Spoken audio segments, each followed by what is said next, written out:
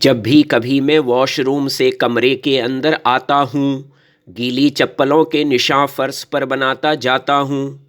हर एक निशान को देखकर पत्नी की भ्रुकुटी चढ़ती है। फिर इस महा अपराध की कीमत मुझको देनी पड़ती है। ये नहीं चप्पलों के निशान, ये तूफ़ान के हस्ताक्षर हैं। ये शावकों के दल के बीच आखेटकों के लश्कर हैं। ये गीली चप्पलें सूखे फर्श पर पत्नी को खुली चुनौती हैं। ये है उन सीमाओं का उल्लंघन जिनकी रक्षक पत्नी होती है। ये गीली चप्पलों के निशान को पत्नी ललकार समझती है। इनको वो शत्रु के आक्रमण की पहली हुंकार समझती है। परशुराम और दुर्वासा के क्रोध मिलाकर अब बरसेंगे। पत्नी के श्रीमुख से मेरे अपराध बिजली बनकर अब गरजेंगे।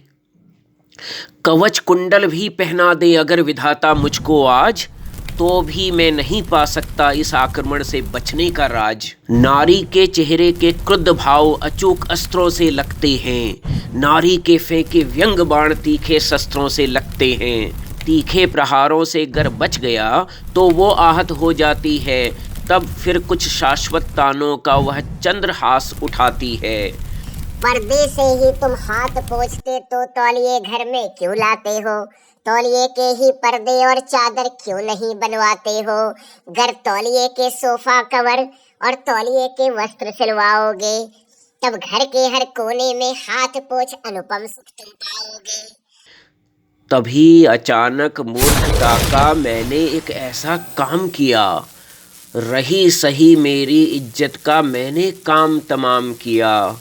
मेरे मुंह से निकल पड़े न जाने कैसे ऐसे शब्द, मेरे मुंह से निकल पड़े न जाने कैसे ऐसे शब्द, जिससे मेरे घर के भीतर विस्फोटकों का हुआ आरब्ध।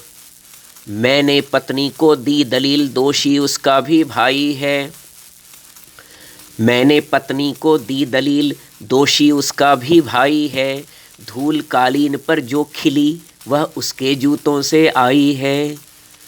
कांपी धरती थम गई हवा, पंछियों ने चहकना बंद किया। मेरी नादां हरकतों ने मेरी धमनियों में रक्त को मंद किया। सुंदर भाई के सुंदर जूतों का उसने देखा ऐसा अपमान, गर्जना इतनी अब भीषण हुई जिसका न था कोई अनुमान। वह बोली मुट्ठी भर मिट्टी गर मेरा भाई अंदर भी ले आया। वह बोली मुट्ठी भर मिट्टी गर मेरा भाई अंदर भी ले आया। कालीन हो गई इतनी प्यारी मेरे भाई का आना रास न आया।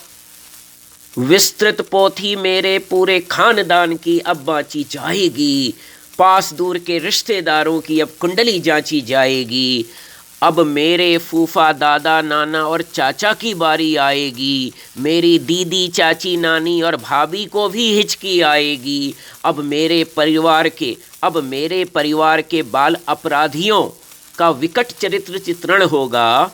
अब मेरे परिवार के बाल अपराधियों का विकट चरित्र चित्रण होगा। अब मेरे श्रद्धेय पूर्वजों के अनसुने किस्सों का विस्तृत वर्णन होगा।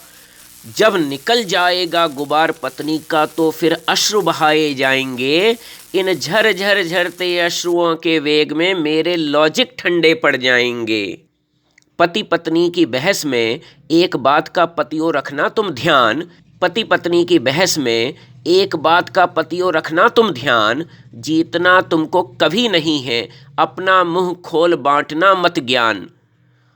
पत्नी से जीतना बहस में और खुश रहना दिन और रात। पत्नी से जीतना बहस में और खुश रहना दिन और रात, ये विरोधाभासी बातें हैं। गांठ बांध रख लो तुम यह बात। ये विरोधाभासी बातें हैं। गांठ बांध रख लो तुम यह बात।